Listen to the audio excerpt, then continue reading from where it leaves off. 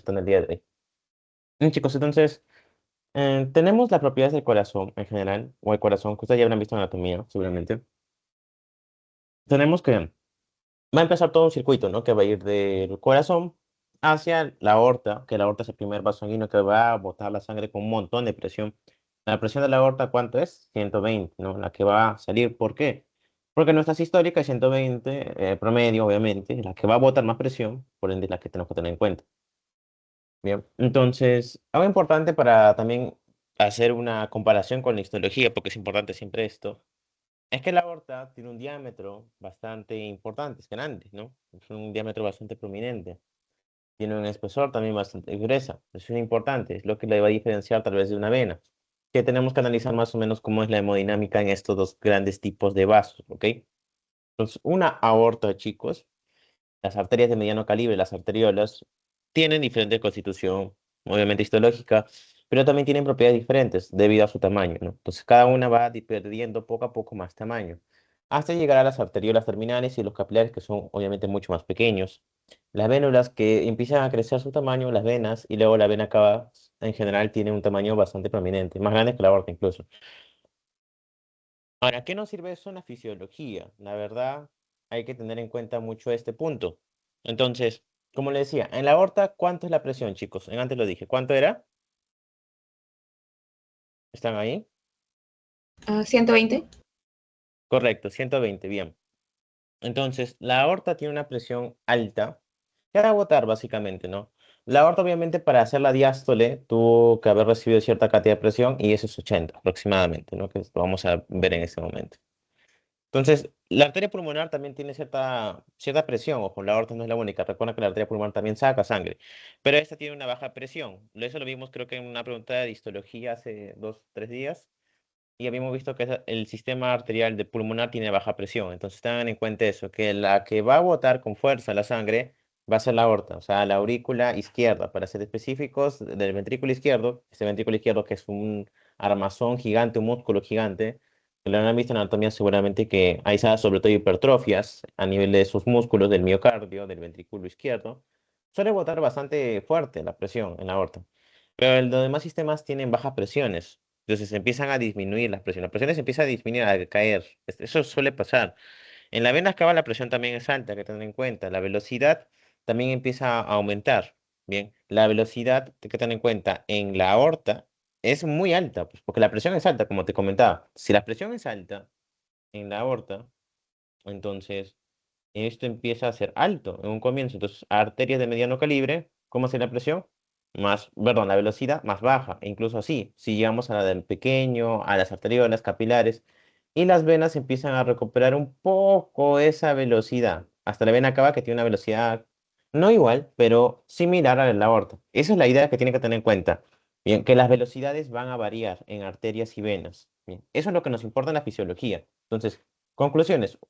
Las arterias tienen una velocidad alta. Si es una vena de gran calibre, recupera la velocidad, pero las capilares son los que tienen los menores cantidades de valores de velocidad. Eso hay que tener en cuenta. Ahora, este gráfico del Constanzo, lo van a ver en el Guyton, lo van a ver en el Boron, hay que entenderlo bien. A veces algunos dicen, Diego, a ver, yo veo este gráfico y digo, si es algo, un vaso pequeño, es decir, si es pequeño, ok, 1 centímetro cuadrado, que es pequeño. La velocidad debería ser mayor o menor. Porque mira, acá tú me dijiste que la aorta es gigante, entonces la aorta debería ser esta. Y esta se dice la arteriola y esta es como la arteria de mediano calibre. Entonces, ¿por qué la velocidad de la arteriola es mayor? No, ahí no hay que interpretarla de esa manera. En el libro, en el guide, tanto lo explican muy bien este punto, que lo vamos a ver en un momento. Bien, entonces, una diferencia más importante para poder categorizar bien las venas y arterias antes de desviarnos al otro punto que les voy a ir comentando de las velocidades, cómo es que varía. Las venas y las arterias tienen diferencias también importantes, no solamente en la fisiología, como le dije, en el tema de la velocidad, del diámetro, que las venas tienen que tener mayor diámetro, obviamente, porque estas van a recibir cantidad, montones de sangre, obviamente. Entonces, la cantidad de sangre en las venas es importante tener en cuenta porque estas van a ser un lecho, van a ser una opción oportunista por parte de ciertos tejidos neoplásicos que van a aprovechar su momento. Es por eso que acá traigo una pregunta para poder pensarla, ¿no? Usualmente las neoplasias malignas, como dice acá, por ejemplo, en la cavidad craneal, tras hacer una biopsia a un paciente, se le observa células malignas. Dice, ¿cuál es el vaso sanguíneo que usualmente invade este cáncer, ¿no? Algo muy común, la neoplasia maligna. Usualmente abarca venas. ¿Por qué? Porque las venas, al ser más voluminosas, ojo, el diámetro es más voluminoso, ¿recuerdas eso? Tiene mayor luz, eso lo vimos en histología, eso no hay duda, creo, ya tenemos todo eso claro. Al tener una luz mucho más prominente, pueden llevar mayor cantidad de volumen de sangre, pero no significa que tenga una velocidad alta, ojo. Porque yo puedo llevar un montón de sangre, pero no significa que la velocidad sea alta. Eso es lo diferente en las venas. Entonces, las venas se aprovechan bastante eh, por parte de los cáncer para poder alimentarse, porque el volumen de sangre es un montón, así que chévere. Y como les decía, la presión va a variar también esto, ¿no? Las venas solamente tienen una presión casi ínfima, ¿no? La vena cava tiene una presión súper baja, bien. Pero la velocidad es otro tema, bien. Las presiones es otro tema. Bien. Ahora vamos a hablar de propiamente hemodinámica, chicos, y vamos a hablar del flujo. ¿Qué es el flujo? O interpretado como Q en nuestros libros. En la gran mayoría de libros está interpretado como la letra Q. El flujo o velocidad del flujo sanguíneo, lo que vamos a analizar hoy día, bien, la velocidad, no tanto el flujo es en sí la distancia que se atraviesa, ¿no? O sea, medir, pero tenemos que medir la velocidad del flujo. Entonces, ¿qué nos importa? Y retomando este gráfico que vimos hace un momento, entonces, el Guyton te dice que tú vas a entender como el chiquito, como la aorta, esto como arterias de mediano calibre y estos como capilares. Ok, entonces vas a invertir lo que tú pensabas y lo vamos a ver de esta manera. Entonces, para mí, una aorta en la fisiología va a ser un vaso pequeño. En cuanto a áreas, ojo, vamos a hablar de áreas ahorita, así que métele un poco lo que es matemática acá porque, para entender. Las arterias de mediano calibre son un área mucho más grande que la aorta y los capilares tienen una mayor área que la aorta. ¿Qué me quieres decir, Diego? Bien, vamos a verlo acá en un ejemplo ilustrativo, muy sencillo de entender. Ven esta gran vena, perdón, esta gran arteria que se llama arteria uterina, ¿no? ¿La ven, no? ¿Ven mi cursor? ¿Sí? ¿Ven aquí? ¿Qué se observa? Ya, listo. Entonces, esta arteria va a tener cierta velocidad, ¿ok? Una velocidad uno. Ponte que esa velocidad uno yo lo voy a poner como 4. ¿Está bien? Cuando esta arteria, toda su cantidad de sangre que está a cierta velocidad, empieza a ir a arterias más pequeñas, esas arterias pequeñas van a abarcar, van a ser más en comparación a esta, ¿no? O sea, esta es una sola única. Esta velocidad uno se va a repartir en una velocidad 2, en una velocidad 3, en una velocidad 4, en una velocidad 5, pero las áreas están aumentando. Por ejemplo, la área que acá sea como un 10, la área uno sería como un 10, imagínense. Pero acá la área que abarca todo esto, es una área 2, que imagínense que es como 20. ¿Por qué? Porque son mayor cantidad de arterias. No quiere decir que las arterias han sido más grandes, sino que el área, la cantidad de arterias son más, ¿no? Entonces, al hacer la aorta una sola, una única, no tiene tanta área. O sea, es una arteria nomás. Pero es grande, pero es una sola. En cambio, si yo junto todas las de mediano calibre, lo junto, pa, y lo transformo como si fuese un cono de papel, y como lo han puesto acá en mi Constanzo, entonces mis arterias de mediano calibre, ¿qué van a hacer? Un área mayor. Entonces, mis arterias de mediano calibre van a ser de, que son dos, van a ser un mayor área. Entonces, al hacer mayor área, su velocidad va a disminuir, porque, ¿qué te dije? La velocidad uno de mi aorta era 4. Entonces voy a repartirlas en varias arterias de menos calibre, entonces esa velocidad va a empezar a disminuir. ¿Ven? Me van entendiendo, ¿no? Pero el área es mayor, obviamente, ¿no? Como es, hay mayor área, tengo que repartir la velocidad. Esa es la idea. Entonces, es lo que te quiere decir tu ecuación de velocidad, flujo y área. Bien, eso es lo que te quiere decir. Que esta velocidad se va a repartir de acuerdo a la cantidad de área que necesite. Bien. Entonces lo vamos a ver mejor acá. Este gráfico del Nether está mucho mejor para que lo puedan entender. La velocidad uno, chicos, bien, esto recuérdanselo bien. Dijimos que esta es mi aorta, ¿ok? Mi aorta. Acá te dicen arterias en general, chévere. Pues yo te dije, esta es una velocidad uno. Esta velocidad uno se va a repartir en varias B2, B2, B2, B2. Así, se va a repartir en varias. Como se reparte en varias, va a disminuir la cantidad de velocidad. Entonces, es así. Entonces, conclusiones. Mi arteria de gran calibre tiene una velocidad mucho mayor que mi arteria de mediano calibre, y la mediano calibre tiene una velocidad mucho mayor que la arteria de pequeño calibre, hasta llegar a las arteriolas, obviamente, arteriolas, ¿ok? A mis arteriolas, hasta llegar a mis capilares. Entonces, la velocidad va a tener esta relación, chicos. Acuérdense bien eso. La velocidad tiene esa relación. No se vayan a confundir. Bien, entonces aquí se ve mucho mejor el esquema de velocidad. Creo que ya lo comprendimos todos, ¿no? La velocidad que está acá en 600, bien. Perdón, la velocidad que va a empezar acá arriba va a ir disminuyendo poco a poco, ¿no? Bien. Va disminuyendo poco a poco. Bien. Pero la superficie transversal, que es esta de acá, la superficie, ¿ok?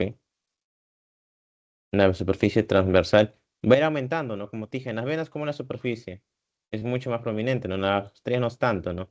Y así va aumentando, aumentando, y las venas empiezan a aumentar superficie, pero no es tanto, ¿no? Hasta que empieza a disminuir. ¿Bien? ¿Y por qué en la vena se empieza a disminuir el área? Porque la vena cava también es dos nomás, solo hay dos venas cavas, entonces el área no es tanto. Las venas de mediano calibre, ¿no? Que vimos el día de venas son varias. Solo tenemos las venas del mediano calibre, la subclavia, podríamos considerar las axilares, las venas popliteas, las venas femorales, son mediano calibre, no son tan grandes. Son más en cantidad, entonces pueden haber hasta incluso hasta 10, ¿no? Más, podemos contar tal vez. Entonces, eso hace que el área acá sea mayor. Bien. Y el área acá también sea considerable. Entonces, el área de acá es mayor, el área de acá es mayor. Pero la velocidad, ojo, se va recuperando. Por eso acá el verde es la velocidad. Como te dice, como ven acá son solamente dos, entonces la velocidad se va a recuperar porque se empiezan a juntar todas las velocidades y la velocidad en esas venas cavas va a ser mayor porque no son tantas. La velocidad no se va a repartir en tantas cantidades. Esa es la idea. Bien, entonces no vamos a repartir tantas velocidades. Ahora digo, ¿esto para qué me sirve que me has explicado? Este es muy teórico, no me gusta mucho tal vez. Te entiendo. Y te lo voy a explicar con algo muy sencillo. Algo muy sencillo. Los capilares, chicos. ¿Los capilares qué funciones tienen? ¿Saben? ¿Qué función tiene un capilar? En palabras sencillas. ¿Qué se realiza en los capilares? Justo en ese traspaso de arteria a vena. ¿Qué pasa? ¿Por qué la sangre se pone azul? Supuestamente. O sea, tiene una coloración más azulada. ¿Qué pasa ahí? Acuérdense de su clase básica, nomás. ¿Qué empieza a perder la sangre cuando pasa por los capilares? ¿Qué se empieza a disminuir en la sangre? El oxígeno. Exacto, el oxígeno. Entonces, necesito que la velocidad sea menor ¿en dónde? En los capilares. Porque los capilares hacen un montón. Toda la velocidad se va a repartir en los capilares, es decir, que la velocidad tiene que ser lenta. Entonces, por eso te hablaba de los capilares que su velocidad es la más lenta. Pero eso me conviene. No es que no me convenga, porque tú miras, pues, si la velocidad en capilar se disminuye, pues se forma un trombo, ¿no? El cuerpo es importante, hace esto muy importante. Los capilares tienen la capacidad para poder tener una velocidad tan ínfima y poder realizar el intercambio gaseoso, ¿no? O sea, se va a perder oxígeno en los capilares y va a aumentar la concentración de CO2, ¿verdad? Es lo que sucede. Y está bien, muy bien respondido a todos lo que me dijeron. Entonces, capilar es obviamente importante que tenga baja velocidad para que se pare intercambio gaseoso. Si no, no se va a poder dar, obviamente. Porque imagínate que el capilar tenga una velocidad, ¡fua! Una velocidad de la aorta igualita. Entonces, pucha, el intercambio gaseoso que se hace en milisegundos, en microsegundos, no, imposible, ¿no? Tiene que ser lento. Entonces, hacer lento la velocidad capilar permite eso, un intercambio gaseoso, ¿bien? Si les preguntaran, por ejemplo, ahí lo tienen, ¿bien? Creo que sí se comprendió bien ese punto. No hay ningún problema. Si no me dicen, chicos, para volver a repetirlo. Con gusto lo repito. ¿Bien? Entonces, esa es la primera propiedad de hemodinámica que hay que entender. Nada más. Sencillo y rapidito, lo van a entender al toque. Vamos a hablar también hasta Poisson, que es bastante sencillo. Creo que solamente cambio y está. Ok. Bien, ahora vamos a hablar de las leyes de Ohm. La ley de Ohm, chicos. La ley de Ohm te dice dos cosas importantes, simples, sencillas. Te dice que hay una resistencia y hay una presión. ¿Bien? ¿Y a qué se debe esto? Bien, entonces la presión que se ejerce es por la fuerza de nuestros músculos. Bien, los músculos del corazón se contraen, las arterias también llegan a contraerse, pero el corazón es el que bombea como tal. Entonces la presión que bota el corazón, ¡fua! Lo bota en una. Entonces ese es mi gradiente de presión uno, mi presión uno. Pero el gradiente de presión 2 también tiene que haber una presión que va a estar en contra. Entonces tiene que haber una diferencia entre esas dos. Entonces una tiene que ganar a la otra. Esa es la idea. Y la resistencia es una resistencia que impide el flujo. ¿Y qué cosa puede impedir el flujo? Lo vamos a ver en un momento. Bien, entonces, va más o menos así. Imagínense que tenemos una manguera. La manguera tiene una presión uno, bien, lo bota con una velocidad tremenda. Y para superar todas las resistencias que hay acá, que puede haber, por ejemplo, ¿qué puede haber en una arteria que esté ahí? Puede haber ahí un trombo, para que lleve un morfo 1. Puede haber por ahí una arteriosclerosis, ¿no? Que se forme una cosita con grasa ahí amontonada con colesterol, con LDL ahí amontonado. ¿Qué más puede haber? Puede haber cáncer, claro que sí, neoplasias que se estén superponiendo ahí. ¿Sí? Y un montón de cosas más. Puede haber radicales libres, ROS en general, ¿no? Especies reactivas de oxígeno, etc., que pueden estar por ahí haciendo un tipo de bulto, impidiendo que el flujo sea laminar, que sea así tranquilo, un flujo suave. Bien, entonces, esas son resistencias que pueden haber para nosotros, ¿bien? No lo vean de otra manera. Principalmente es eso. Esa es la resistencia más común que existe. Entonces, es lo que tenemos que entenderlo bien. Entonces, para eso vamos a pensar un poco más aquí. Entonces, ¿qué pasaría en este caso de este cuadro? Pónganse que el flujo, como le dije antes, es la velocidad, ¿no? Muy parecido a la velocidad va a la par. Y tenemos gradiente de presión. Entonces te preguntan, ¿no? ¿Dónde habría o cuál hueso sanguíneo tendría que tener una mayor presión en sí? ¿Cuál debería tener? Entonces, eh, con nuestra fórmula tenemos que sacar este punto. Bien, entonces, la resistencia va a ser P sobre Q. Es decir, la velocidad, bien, tiene que vencer al flujo, básicamente. Es una diferenciación para poder dar mayor resistencia. Bien, entonces, la diferencia entre presiones siempre va a dar mayor resistencia. ¿Y por qué? ¿Por qué pasa si mis presiones son más abundantes? O sea, incrementa. Es como decir, la diferencia entre una y otra es mayor. Quiere decir que una está empujando más que la otra. Entonces, mi vaso sanguíneo va a ofrecer más resistencia. Imagínense que el vaso sanguíneo, no sé, sea de 3 centímetros, a lo mucho de diámetro.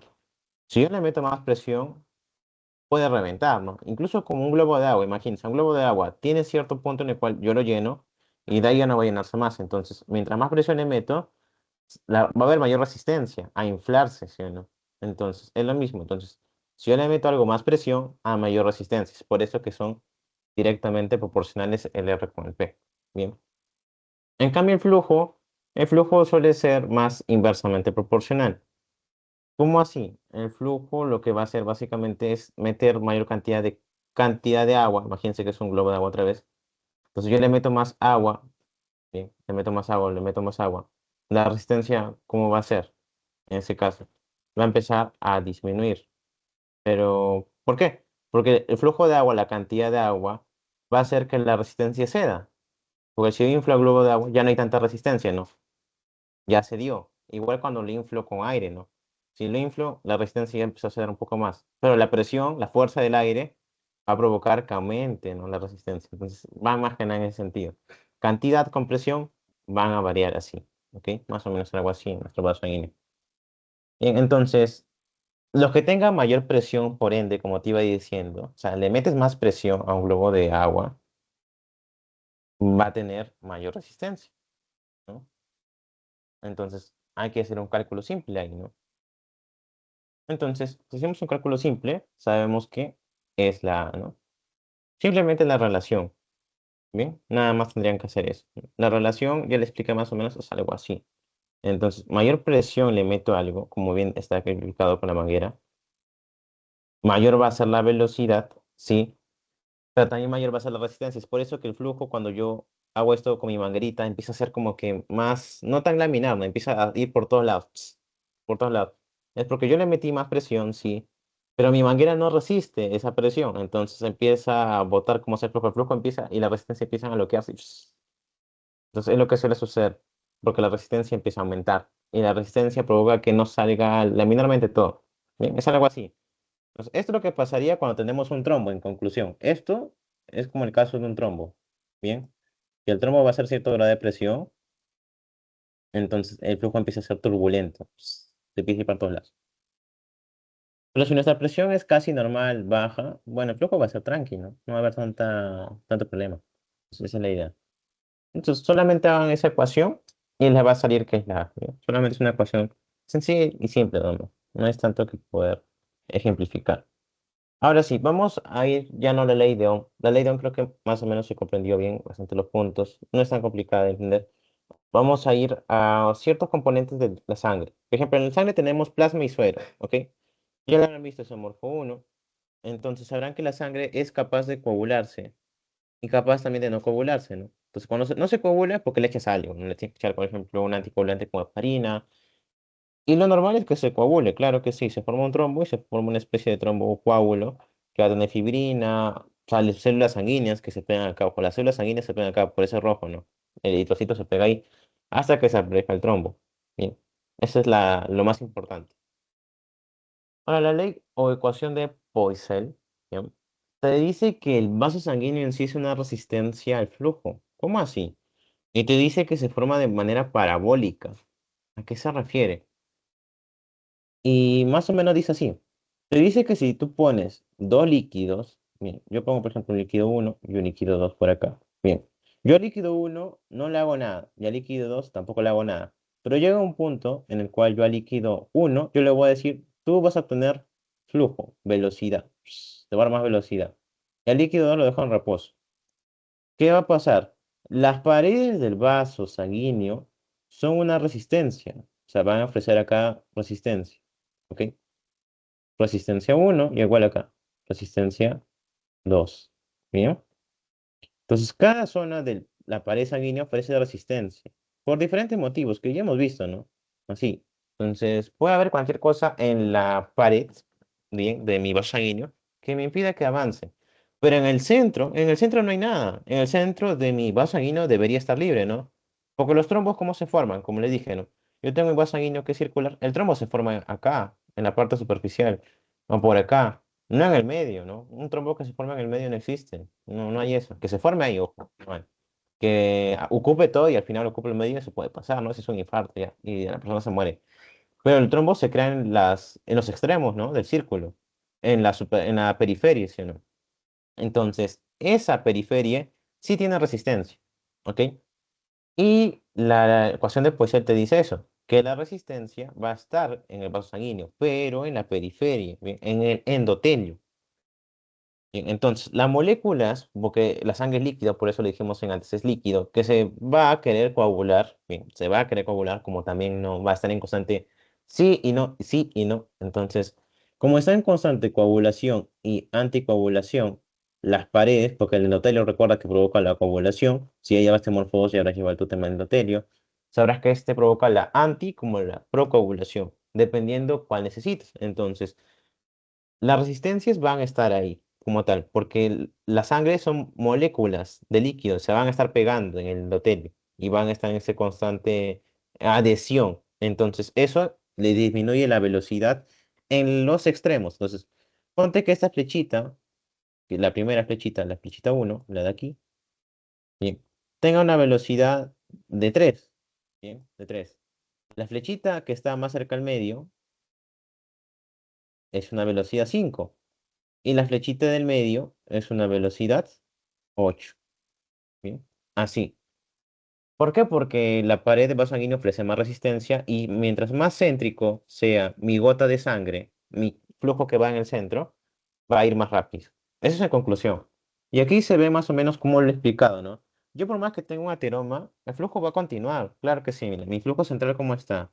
Laminar, fluido, ¿no? Se ve el flujo bien tranqui ahí en el medio.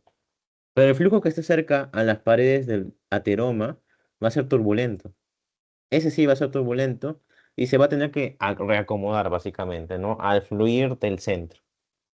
Es por eso que cuando hay ateromas no nos morimos de infarto con el ateroma, porque el flujo del centro es el que va a mandar. Ese flujo de centro, si es que por algún motivo tenemos un ateroma, te está salvando todavía. Y el ateroma no te está provocando un infarto. Bien, me van entendiendo más o menos por ahí. Todo en orden, ¿verdad? Me van diciendo sí, si no lo vuelvo a repetir. ¿Ya? Y ejemplos de flujo turbulento, bueno, ya lo mencioné, ¿no? Y más o menos la idea sería así, ¿no? Si el flujo es turbulento, empieza a ser más lento, entonces la velocidad disminuye. Bien. Un flujo con mayor turbulencia y mayor resistencia disminuye. Obviamente es eso. Bien. Pero obviamente la presión acá va a aumentar, ¿no? Obviamente si es más chiquito va a aumentar. Bien, entonces, vamos a hablar de esto también. Entonces, si mi vaso sanguíneo, yo le agrando el tamaño, por ejemplo, la aorta, y lo comparo con los capilares glomerulares, hagamos ese ejemplo. Entonces, mi capilar glomerular es chiquito, literalmente es chiquito, es un capilar. Y mi aorta es un vaso gigantesco. Entonces, la diferencia la vamos a entender en la ecuación de Poiseuille. ¿Qué te dice el Poiseuille? Te dice lo siguiente, la resistencia, o sea, el endotelio de los vasos sanguíneos, va a ser una resistencia, pero que va acorde con la viscosidad principalmente, allá. Entonces, primero vamos a meter el tema de la viscosidad y luego los demás elementos, tranquis. Entonces, primero hablemos de la viscosidad. Ya hemos visto que la sangre, por el endotelio, ojo, va a tener cierto grado de viscosidad en las paredes. Bien, entonces, si yo agrando mi vaso sanguíneo va a tener un flujo en la periferia. Sí, cierto grado. O sea, este anillito, por ejemplo, que sea mi flujo uno, ¿no? Mi sangre número uno, ¿no? Que tenga una velocidad de 3, ¿bien? Y lo comparamos con la velocidad también de mi arteriola o de mis capilares, como dije antes. Bueno, como está cerca al vaso, también le ponemos que es un S2 con una velocidad igualita. Esta gota de sangre, este fluido de sangre tiene una velocidad igualita. Ambas tienen una velocidad igual. Pero la velocidad, como acá hay más anillos concéntricos en el medio, la velocidad de este S3 va a ser como 5. La velocidad de este S4, o sea, esta gota de sangre o este fluido de sangre, S4 va a ser como 8. Y lo que está más en el medio, imagínate que nos vamos al medio, ponte ya una vez, S5 va a ser hasta 20. Entonces, como es hasta 20, ¿qué quiere decir? Que mientras más grande es mi vaso, vamos a tener más anillos concéntricos o más sangre en el medio, como hay más sangre en el medio, ya que mi vaso sanguíneo es grande, no hay tanta resistencia por el endotelio, pero en los vasos chiquitos la resistencia es mayor. ¿Por qué? Porque solo tiene un anillo concéntrico, solo tiene un pequeño fluido de sangre y eso nomás va a estar fluyendo. Entonces no hay más fluido de sangre que le va a ayudar. No hay tanto en el medio. En cambio, un vaso gigante, como por ejemplo mi aorta, como les dije, sí va a ser muy bueno eso. Bien, entonces, eso explica lo de Poiseuille, que la resistencia, bien, va a ser directamente proporcional al radio, bien, al radio, pero también a la viscosidad. Entonces, la viscosidad se representa como una N, bien, este símbolo. Bien, se le pone 8 y también depende de la longitud del vaso. Ojo. Si el vaso es más largo, ok, o sea, si es más largo, hay más endotelio y por eso hay mayor resistencia. Por ejemplo, si yo tengo un vaso sanguíneo que es de este tamaño, ok, la cantidad de endotelio va a ser mayor, ¿no? Entonces, ese endotelio va a ofrecer más resistencia. Pero si mi vaso sanguíneo es chiquito, ojo, no estamos viendo tanto grosor, voy a dibujarlo igualito, sino es del mismo grosor, pero la longitud es chiquita, entonces hay poquito endotelio, entonces ya no hay tanta resistencia. ¿Ya? Pero si más largo es, sí hay más resistencia, obviamente, porque hay más endotelio. Eso te quiere decir. Entonces, conclusiones, hasta el momento. La viscosidad va a hacer que sea más lento, disminuye velocidad, o sea, eso es lo que va a provocar. Entonces, por ende, si hay mayor velocidad es porque hay mayor resistencia. Bien. Si mi vaso es más largo, hay más endotelio. Y si hay más endotelio, el endotelio que te dije hace más resistencia. Y como hablamos en antes del radio o del diámetro o del volumen del vaso, si es más grande, entonces si es más grande, como te dije, tiene más velocidad. Entonces es por eso que mi aorta es más veloz también. ¿Me van comprendiendo? Bien.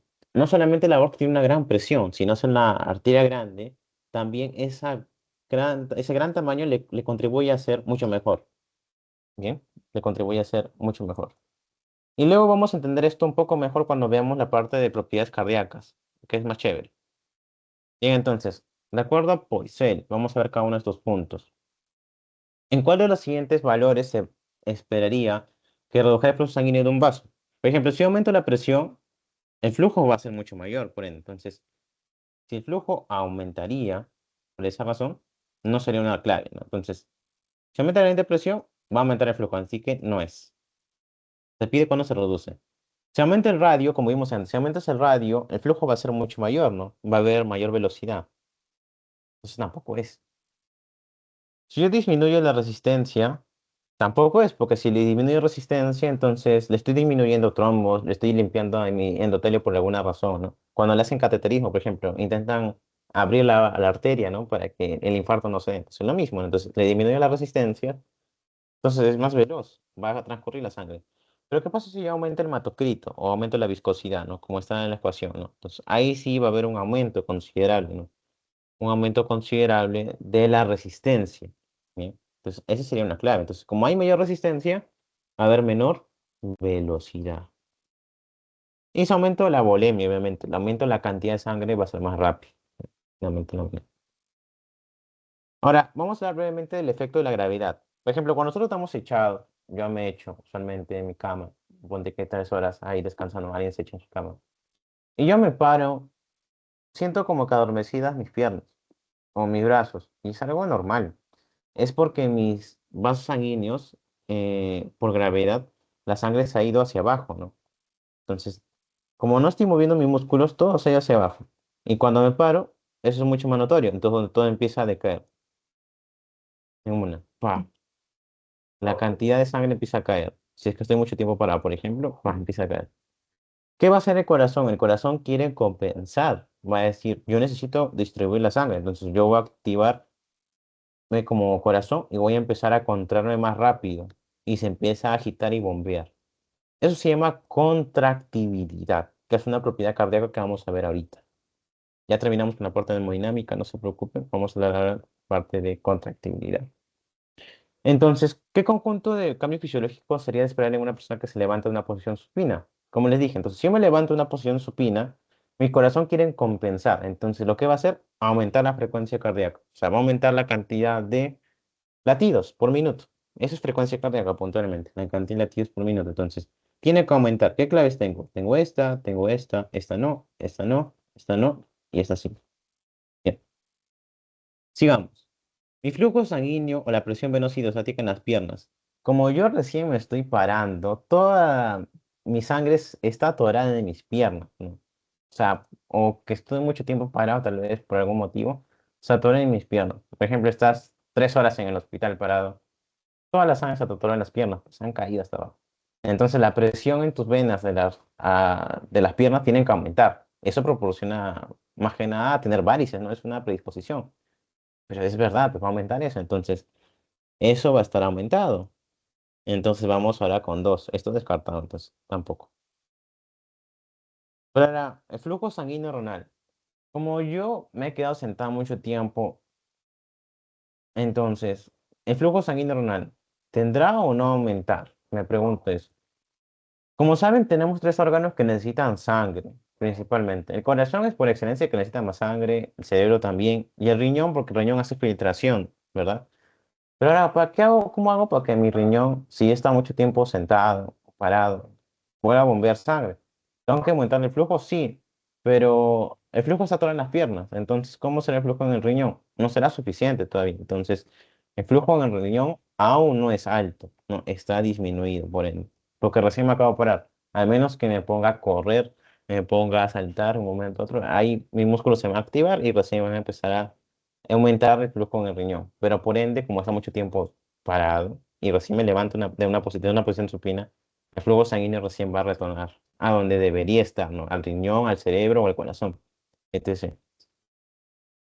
Ahora vamos a hablar del control de la presión y luego vamos a hablar de las propiedades del corazón en sí, porque me importa bastante este punto. La frecuencia cardíaca y el volumen sistólico está regulada principalmente por la excreción y reabsorción renal de sodio. Bien, ese es. Eso lo va a ver principalmente en nefro. Entonces, vamos a hacer acá un pequeño esquemita. Entonces, tenemos dos propiedades grandes que tenemos que entender para saber cómo se regula la presión de manera grande o sistémica en nuestro cuerpo. Entonces, cuando yo voy a empezar a hacer que mi corazón empiece a latir más rápido, mi corazón se va a empezar a cansar. Eso se llama gasto cardíaco. Lo que yo desgasto de mi corazón al momento de latir. Eso es un gasto cardíaco. Pa, pa, pa. Ahora, eso está determinado por qué. ¿Cómo sabemos que el corazón se cansa? Por dos cosas. ¿Qué hago con alguien que, por ejemplo, carga un montón de carga todos los días, como ese corazón?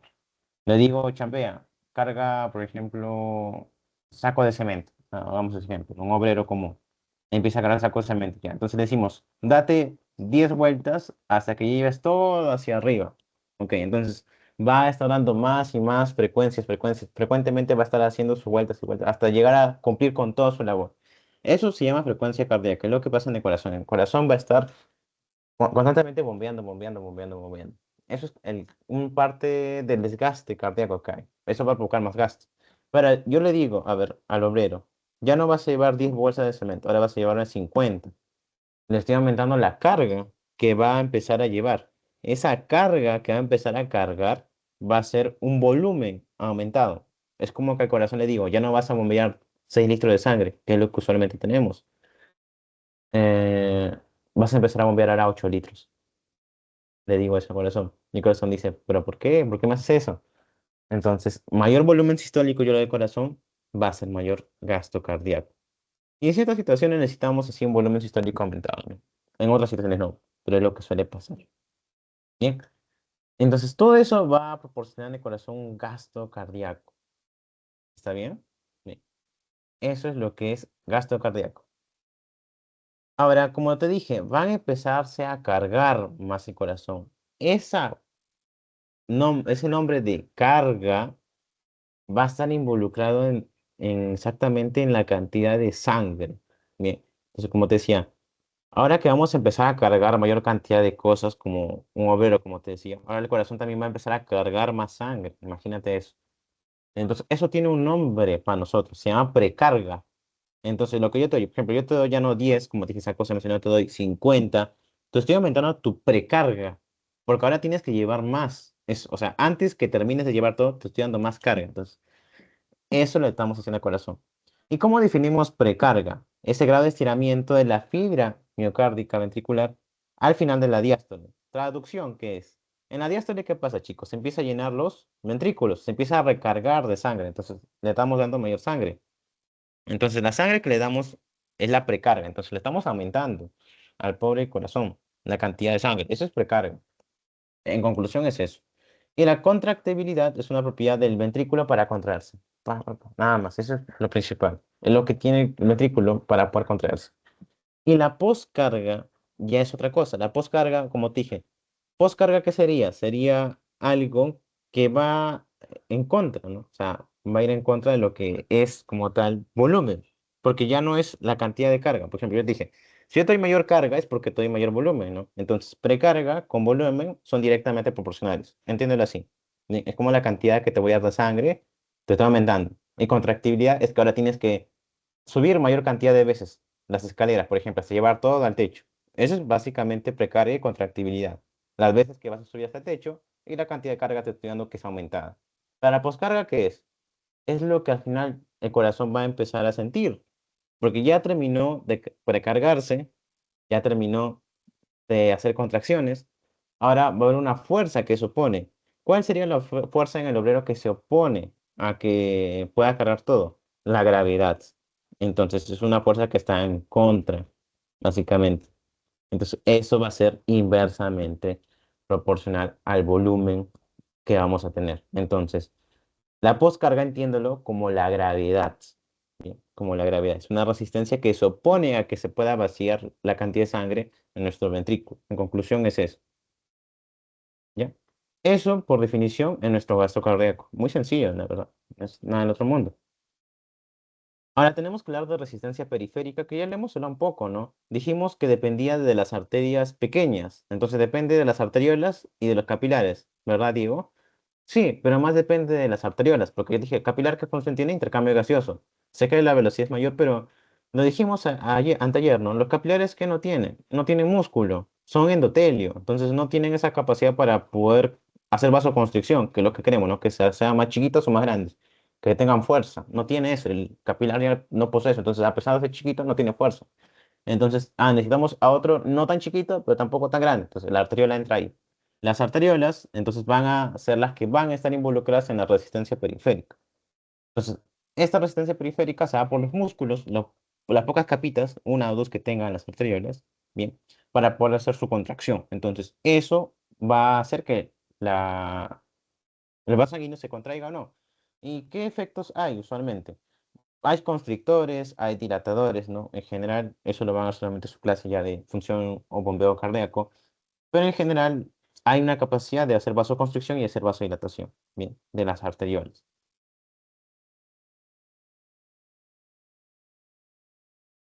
Ahora sí, chicos, bien, para que vean que es una vasoconstricción y una vasodilatación es esto. Vasoconstricción es cuando por alguna razón el endotelio y el músculo de la arteriola se contraen y como ambos son fuertes, se va a producir un espacio de luz chiquito. Entonces, vasoconstricción, en conclusión, ¿qué es? Disminuir la luz arterial, ¿no? Del arteriol. Bien. Y vasodilatación es aumentar la luz del arteriol.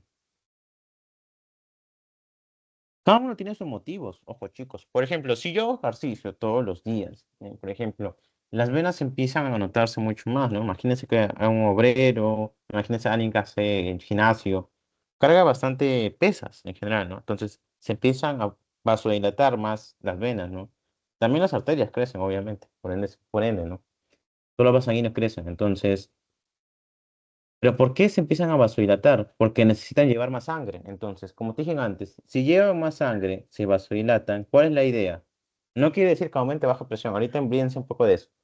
Si vasodilatan, uno, lo que van a hacer es aumentar la velocidad, como te dije antes. ¿Por qué? Porque ya no va a estar tan cerca del endotelio, entonces hay mayor velocidad. Entonces, es por eso que a alguien que hace bastante carga de pesa, va al gimnasio, chévere, se le van a notar más las venas, porque necesita más velocidad. Entonces, eso acuérdate bien. La vasodilatación, chicos, es bastante importante para poder hacer mayor riego sanguíneo, o sea, hacer y evitar hipoxia, ¿no? O sea, disminuye la hipoxia y aumenta lo que es el oxígeno, ¿no? Por ende, aumenta el oxígeno tisular, por ende. Bien, eso sería una vasodilatación. Por obvias razones también disminuye la presión, ¿no? Disminuye la presión, porque hay vasodilatado, ¿bien? Pero no confundan presión con velocidad, no le entremezclen nunca, ¿bien? Estamos hablando de cosas diferentes, ¿bien? A veces les digo a los chicos, no mezclen una cosa con otra, es diferente. Bien, ya hemos visto hemodinámica, lo entenderán bien. Y la vasoconstricción me aumenta la presión, sí, aumenta la presión, pero me va a disminuir la velocidad porque ahora es más chiquito y es más difícil que pueda pasar. Sí, ahora es más difícil. Otro ejemplo importante, por ejemplo, nuestro famoso glomérulo, ¿no?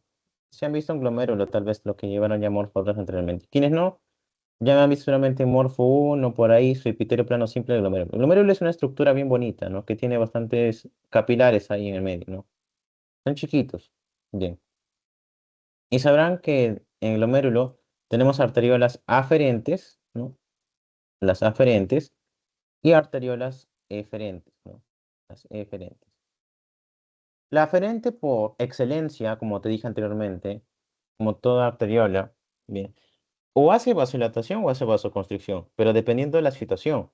Entonces, como glomérulo yo digo, bueno, yo tengo que hacer filtración para crear orina. Entonces, si quiero crear orina, tengo que filtrar más sangre. Entonces, porque el riñón dice, yo quiero sangre para poder filtrarla, para poder limpiarla, ¿no? De las cantidades de cosas que hay, de desechos, para que se vayan por la orina. Entonces la arteria aferente dice, como yo quiero más sangre, necesito más velocidad. Entonces, ¿qué voy a hacer como arteria aferente? Ustedes díganme, chicos, si necesito mayor cantidad de sangre, necesito más velocidad, ¿qué voy a hacer? ¿Vasodilatación o vasoconstricción? Como arteria aferente.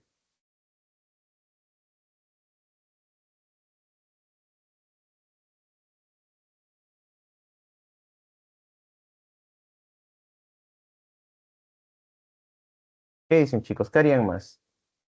¿Vasoconstricción o vasodilatación como arteria referente? Si quieren más sangre, necesitan mayor velocidad. Vasodilatación. Muy bien, harías vasodilatación. ¿Pero qué necesitas mayor velocidad?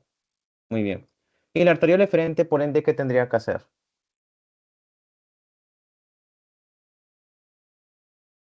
Si a uno le metí velocidad, lo que tendría que hacer, tendría que disminuir. Entonces, haría vasoconstricción. ¿Sí? Es lo que usualmente se hace para poder hacer un mejor movimiento de la cantidad de sangre. ¿Ok?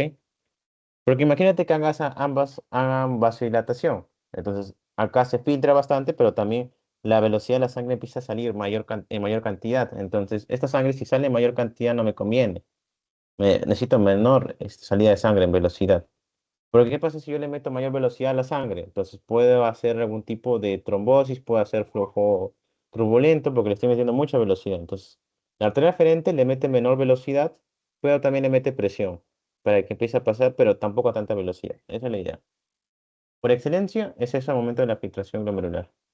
Ahora, la presión depende de dos grandes sistemas. El más rápido, que es el reflejo vasoreceptor, que ya solamente lo han visto, lo han chequeado, regula la presión en segundos, es rápido y funciona por el sistema nervioso. Lo controla una parte del sistema nervioso, exactamente el bulbo raquídeo. Y el sistema renina-angiotensina aldosterona, que es el famoso CRA, ¿ok? Ese que regula la presión, pero es más lento, porque es una función más hormonal, de tipo endocrino. Ya habrán visto este esquema del sistema renina anteriormente solamente, que empieza todo desde un punto. ¿Quién sensa todo este problema? O sea, ¿quién sensa y quién dice que debo aumentar la presión? ¿Alguno de ustedes lo sabe, chicos? ¿Quién dice que hay hipoperfusión y debo aumentar?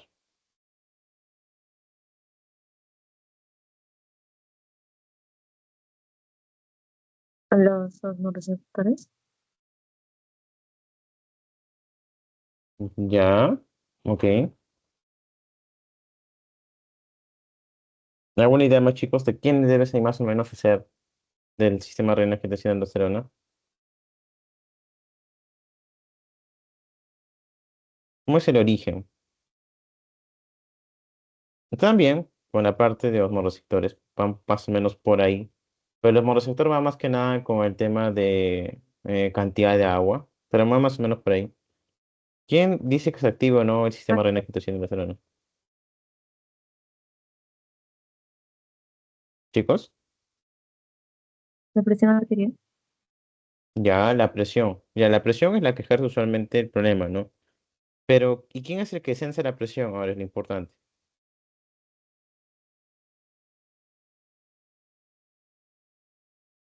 O sea, ¿cómo empieza ese punto de ahí importante?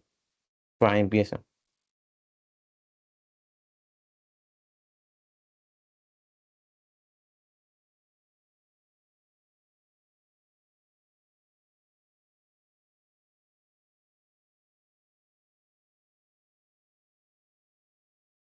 O sea, básicamente ocurre una cascada, ¿no? De hormonal que empieza básicamente por el aparato yuxtaglomerular. Pero hay un sensamiento, básicamente, se sensa la presión. ¿Qué sería? ¿Cómo sensarían las presiones? Osmo sensa cantidad de agua, bien. Pero ¿a quién sensaría para que se activen las arteriolas aferentes? ¿A quién sensa eso?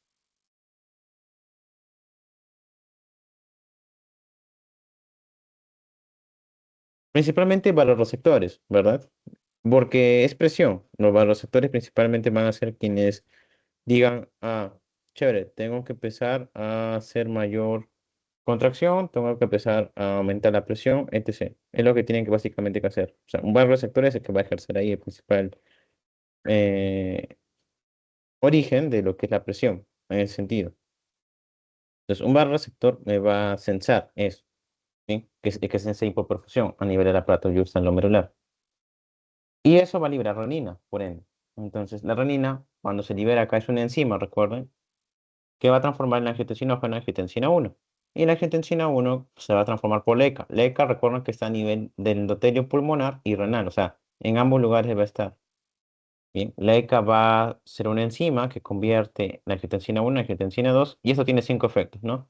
Uno es en la actividad simpática, 2 es en la reabsorción de sodio, cloro y potasio, 3 es en la secreción de aldosterona, 4 va a ser en la vasoconstricción y el aumento de la presión. Y acá estaba lo que hablaban que los homorreceptores también tienen una relación que es por el lóbulo posterior, ¿no? La hipófisis va a secretar ADH también debido a los homorreceptores, ¿no? Que van a estar sensando también por ahí. Pero principalmente recuerden que va a depender de la retención de sal y de la presión que va a ejercer esta sal, ¿no? O sea, la hipoperfusión es la que va a detonar como tal, es el origen. Bien, entonces tenemos la vía de reflejo receptor. Este es otro tipo de vía ya en el sistema renina que se activa a nivel del núcleo de tracto solitario, que esto obviamente es activado por receptores del seno carotidio y del callado aórtico. Cada uno por su nervio, ¿no? El del seno carotidio es por el nervio 9, que es el glosofaringio. El del 10 es el famoso neumogástrico, también llamado vago, ¿no?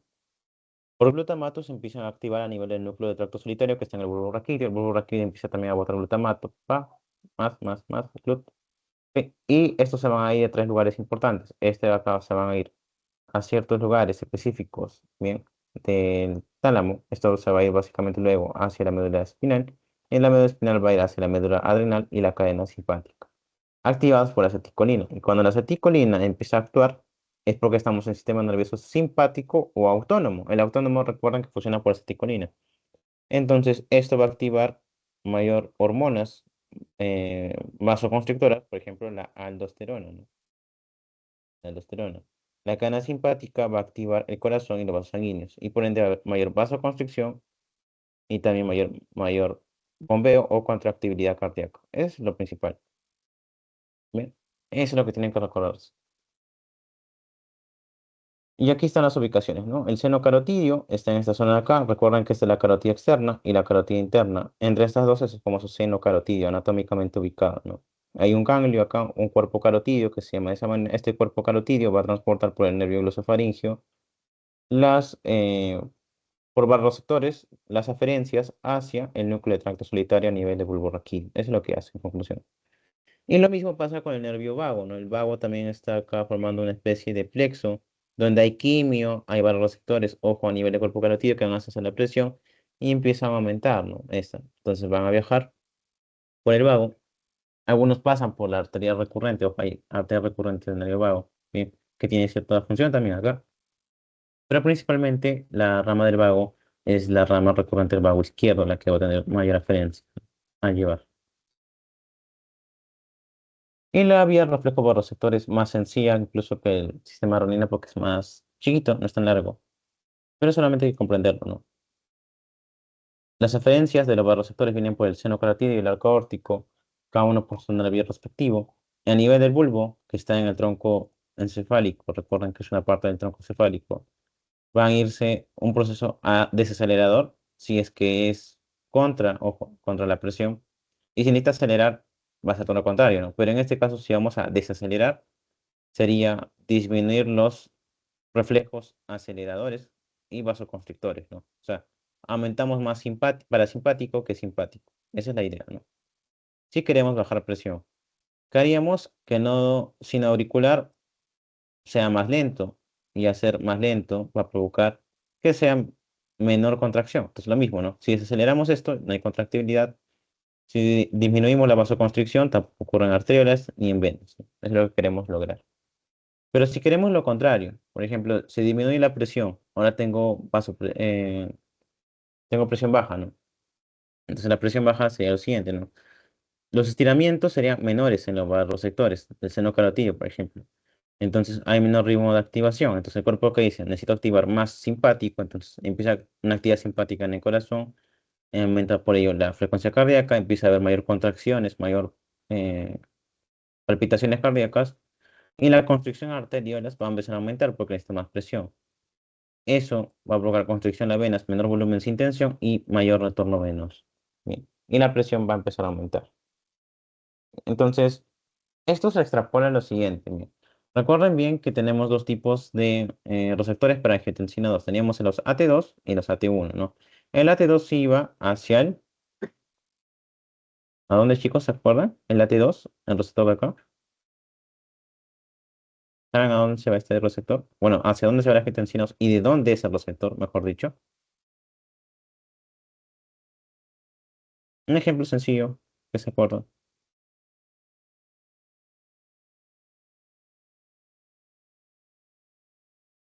Hacia la glándula suprarrenal, ¿verdad? ¿Qué va a secretar ahí? En la glándula suprarrenal, ¿se acuerda? Un mineralocorticoide, ¿se acuerda? ¿Cómo se llama? Aldosterona, ¿verdad? Aldosterona. Y la aldosterona va a promover diferentes efectos, ¿no? Mayor ingreso de sal, mayor volemia, etc., entre otros tipos de efectos. Eso es por AT2, ¿no? Pero el AT1 se encuentra en vasos sanguíneos. Entonces te preguntan aquí, ¿no? ¿Cuál es el receptor que produce vasoconstricción por excelencia de angiotensina 2? Es el AT1, ¿no? La respuesta es AT1. Bien. Ahora, para finalizar, ya como vimos la parte de hemodinamias, ahora vamos a ver estos puntos así más sencillos. Tenemos que entender la sístole y la diástole, ¿no? La sístole, como te había comentado anteriormente, es la contracción provocada por los ventrículos. Una contracción que va a ir que los ventrículos se eleven mayor cantidad de expulsiones de sangre, o sea, va a expulsar mayor cantidad de sangre. Y la diástole va a ser una relajación más pronunciada. En conclusión es eso. Nada más, simple y sencillo. Y la presión por eso en ambas es diferente. Por eso que la sístole, como es una expulsión, la presión es mayor de 120. En cambio, la diástole es más chévere, es 80, entonces no es tanta la presión que hay que meterla. El diagrama de Wiggers. Este diagrama es importante tenerlo en cuenta porque siempre me preguntan a veces puntos específicos de diagrama. Por ejemplo, ¿qué debe pasar en un comienzo? El corazón lo dejo como que en cero. Ya. Si el corazón va a empezar a botar sangre, o sea, está en cero, pero recién va a botar la sangre, entonces el corazón se tiene que contraer. Y si se contrae, empieza a elevar la presión y bota sangre. Como bota la sangre con fuerza, tiene que usar presión, no tanta velocidad. Vamos a hablar de presión. Entonces, bota la sangre con una presión así abrumadora. Bien. Entonces, la eyección es mayor de sangre. O sea, sale más sangre, se eyecta mayor cantidad. Bien. Porque la presión provoca eyección. Entonces, siempre empieza con eso, con una contracción y luego la sangre se eyecta, se va. Es una contracción isovolumétrica y luego se da la eyección rápida. Pero luego se empieza a disminuir la eyección, o sea, una eyección lenta. ¿Por qué? Porque yo boté con fuerza, o sea, la presión en la aorta, bien, era 120. Pero yo empiezo a perder fuerza, ¿no? No es que siempre aguantan la misma cantidad de fuerza, ¿no? O sea, al comienzo, por ejemplo, alguien hace como en el gimnasio, ¿no? 10 repeticiones hasta 20 repeticiones y luego ya te cansaste, pues ya no vas a poder hacer tantas. Entonces, es lo mismo. Si ya hiciste una presión alta, empieza a bajar tu fuerza. Eso es lo que va a pasar. Entonces, luego de la rápida sigue la eyección lenta. Es en ese orden, nada más. Luego esta relajación isovolumétrica. Como ya inyectaste todo, empiezas a perder fuerza y te relajas. Te relajas un rato, descansas. Y luego empiezas a ganar fuerza otra vez. Empieza el llenado rápido, luego el llenado lento. Y otra vez la contracción de la aurícula, que la contracción aurícula, recuerden, es para empezar a llenar el ventrículo. Y cuando llenaste el ventrículo, se empezó a llenar el ventrículo y nuevamente tienes que volver a hacer tu contracción isovolumétrica, ¿no? Cuando se llena tu ventrículo, llegas a 120 de presión, ya está la presión activa, el ventrículo se contrae y ¡pah! Se contrae y llega otra vez la sangre. Y otra vez, y sigue circuitos constantemente. Esa es la idea. Ahora, el volumen. Los volúmenes, ¿cómo nos va a importar? El volumen, bueno, que llega a la aorta es bastante, ¿no? Y la eyección por eso se preocupa. Entonces, todo eso empieza a salir. Y empieza a bajar, obviamente, el volumen empieza a bajar, a bajar, a bajar. Luego sube, sube, sube, sube, luego sube, sube otra vez y luego baja, baja, baja, baja, así. Porque se empieza a llenar otra vez así, otra vez. ¿Bien? Entonces, el volumen aquí estaba alto, ¿por qué? Porque se estaba terminando de llenar. Y como ya se llenó, se eyectó. Y cuando se eyecta, empieza a bajar el volumen y luego empieza a llenarse otra vez, ¿no? Cuando se llena completamente, se empieza a contraer y el volumen se empieza a disminuir otra vez y aumenta, aumenta, aumenta. ¿Ok? Porque, ¿qué pasa en la contracción auricular? El volumen baja de aurícula a ventrículo. Entonces, cuando yo bajo el volumen de aurícula a ventrículo, estoy partiendo la mitad del volumen, ¿no? O sea, por ejemplo, acá tenía 40 litros, se llenó completamente. Entonces, cuando yo hago contracción auricular, yo empiezo a pasar 20 acá y 20 acá, y luego los otros 20 que están acá arriba empiezan a bajar de poco a poco, ¿no? Por la contracción auricular empiezan a bajar. Entonces, eso provoca que haya un volumen ahí que empieza a aumentar, ¿no? Poco a poco y luego empieza a aumentar, ¿no? Considerablemente, ¿no? En el ventrículo. A veces disminuye y luego aumenta, así. Y luego tenemos el EKG, que seguramente lo van a ver. Igual, chicos, yo tengo un video de EKG grabado totalmente gratis que lo pueden ver en YouTube. Si quieren, le paso el link. próximo después a terminar la ponencia por el chat. Ahí explico mucho mejor el EKG, bien, desde lo básico hasta lo intermedio que sepa. Recuerden que el EKG es importante tener en cuenta por lo siguiente. La onda P, como lo conocerán bien, la onda P es un proceso en el cual va a empezar el llenado. Bien, depende de la aurícula principalmente, ¿no? Es un llenado que se va a dar en el ventrículo, empieza ahí a agarrar fuerza. Es una propuesta más eléctrica. Cuando lleguen más que nada a la parte eléctrica van a entender mejor esto del corazón. La onda Q empieza a hacer una contracción y empieza a salir. Recuerden que la contracción auricular y ventricular se da a la vez. Bien, las dos se dan a la vez. Entonces, por eso que esta meseta alta, que no está en meseta, sino es más punta, empieza a elevar, pero no se ve la contracción auricular. Es porque la contracción auricular es opacada por la contracción del ventrículo. Bien. Por eso cuando vemos un EKG nunca van a ver la contracción auricular. Solamente hay una sola contracción que es la ventricular que se superpone la ventricular sobre la auricular. Es una pregunta bonita que le podrían hacer tal vez. Y por último, el ciclo cardíaco, chicos. El ciclo cardíaco, ya dejando el diagrama de Wichers, es importante tener en cuenta por lo siguiente. Primero vamos a empezar con la diástole, que como te dije, es empezar a llenar. Vas a llenar las cavidades, ¿bien? Llenas, todas las actividades se empiezan a relajar, eso es lo importante. Entonces, los ventrículos que tienen que llenarse de forma pasiva, esa es la idea, se van a empezar a llenar. Diástole ventricular se va, ¿bien? Se va a empezar a llenar poco a poco.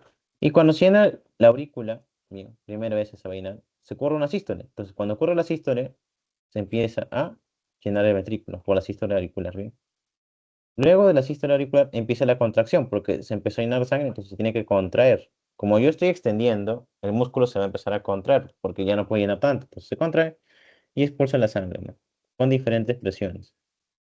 Y el ciclo se repite una y otra vez. Entonces, ¿qué tiene que ocurrir en un comienzo? Como yo voy a llenar la aurícula en un comienzo, mi primer ruido va a ocurrir porque tengo que llenar la aurícula. No puedo llenar el ventrículo sin llenar la aurícula. Eso es obvio. Eso no va a cambiar nunca. Entonces, el ruido uno, ¿qué es? Conclusión, chico, es para llenar mi aurícula. Siempre piensa en eso. Llenas la aurícula y luego llenas el ventrículo. ¿Sí? Y si yo lleno primero mi aurícula, ¿qué quiere decir? Que voy a saber cuál válvulas. Las válvulas AB, mis aurículos ventriculares. O sea, la válvula de acá, ¿cómo se llama, chicos? Y la válvula de acá, ¿cómo se llama, chicos? Si son las AB, del lado derecho y lado izquierdo,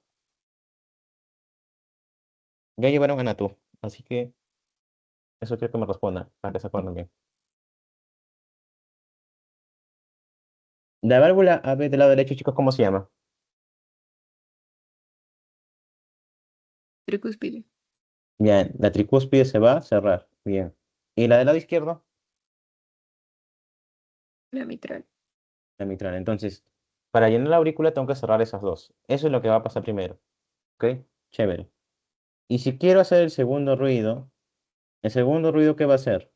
Va a ser para llenar mi ventrículo. Entonces, el ruido 2 es para llenar el ventrículo.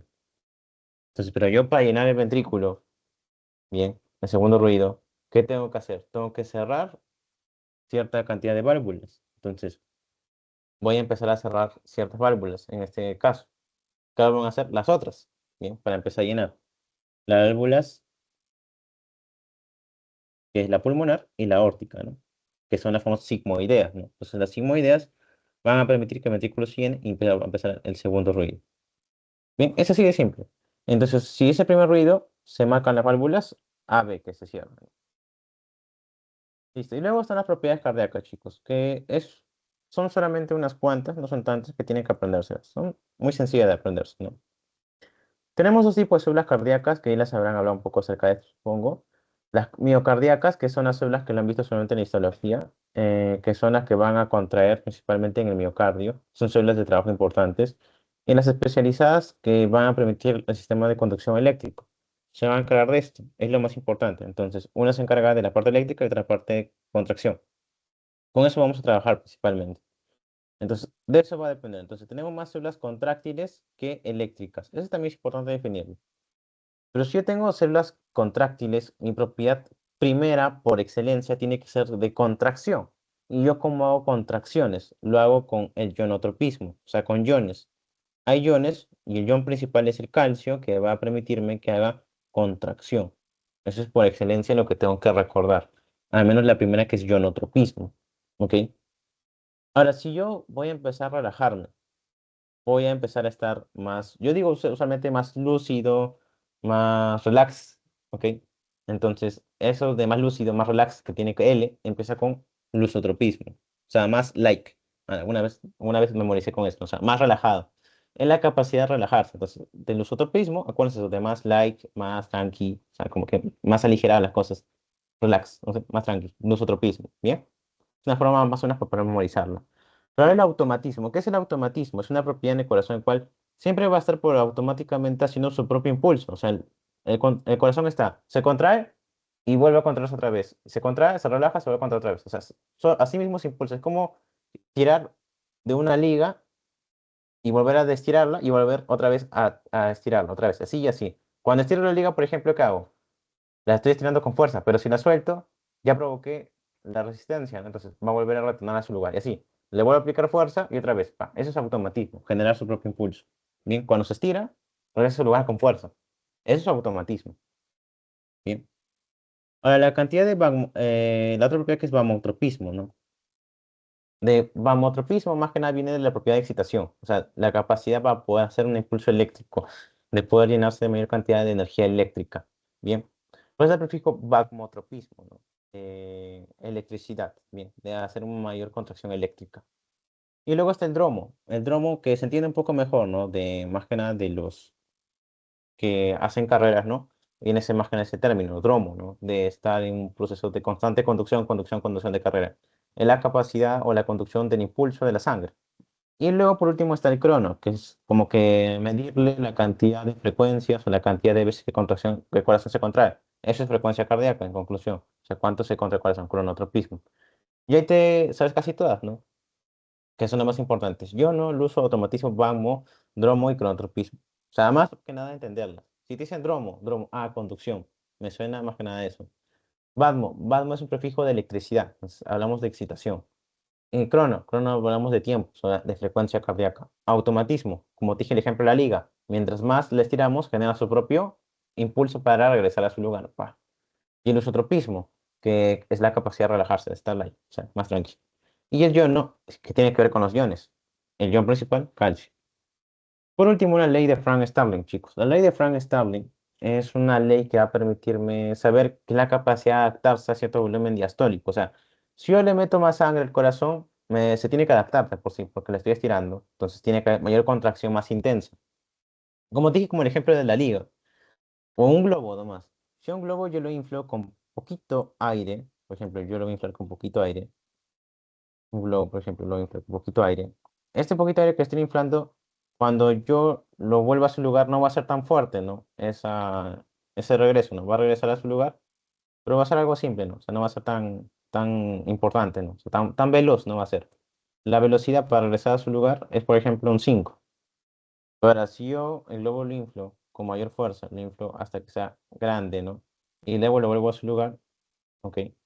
El globo en general va a volver a su lugar, la velocidad va a ser mucho menor. Entonces la velocidad, perdón, va a ser mucho mayor la velocidad. Considerable porque vuelve a su lugar de manera rápida. Entonces básicamente es eso, para que no se confunda tanto. Por ejemplo, la liga solamente, no es tan complicado entenderlo, ¿no? Yo a una liga lo voy a modificar, ¿no? Por ejemplo, si a una liga yo le estiro así, a lo largo, y en sí el tamaño normal es así. Como yo lo estiro a lo largo, estoy ganando impulso. Imagínate que hacer esto es como llenar la liga, ¿no? O sea, le hago una diástole, ¿no? O le aumento el volumen diastólico, como dice la ley de Frank-Starling. Le aumento el volumen, lo estoy jalando con más fuerza y luego suelto la liga, lo vuelvo a su lugar. Vuelvo a su lugar con fuerza, obviamente. Esa fuerza es la presión y eso se llama ley de Frank-Starling, que es la capacidad que el corazón tiene para adaptarse. Así de simple. Es la capacidad para estirarse del miocardio, en conclusión. ¿Bien? Pues a mayor longitud que yo estire, bien, o sea, la longitud que yo me estire mi liga o mi miocardio, mayor será la tensión desarrollada para hacer diástole, o sea, mayor fuerza para hacer diástole, en conclusión. Y bien, y con eso nos vamos, chicos, con la ley de Frank-Starling. Si la frecuencia cardíaca es constante, entonces ponte que ya no haya ni tanta velocidad ni más velocidad, o sea constante la velocidad. Entonces, ¿qué va a ser lo siguiente? Si yo le meto, ok, más precarga a algo, o sea, yo le meto más precarga, precarga, precarga. ¿Qué voy a hacer con la precarga? La precarga, recuerda, acuérdate bien que la precarga era la cantidad de carga que le doy.